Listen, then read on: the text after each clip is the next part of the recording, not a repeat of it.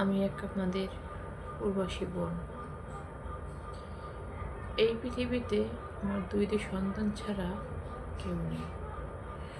আমি অনেক কষ্ট নিয়ে প্রবাস চলে আসছি। সে অনেক কথা, হয়তো একটা বই লিখেও যা শেষ করা যাবে না।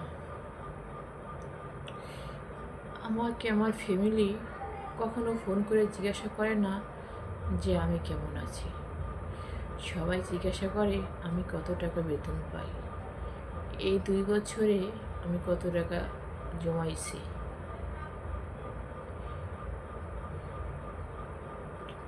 সবাই আমার জন্য দোয়া করে এবং আমি যেন যা আশা নিয়ে এই প্রবাস আসছি, আমার আশা যেন আল্লাহ পূরণ করে।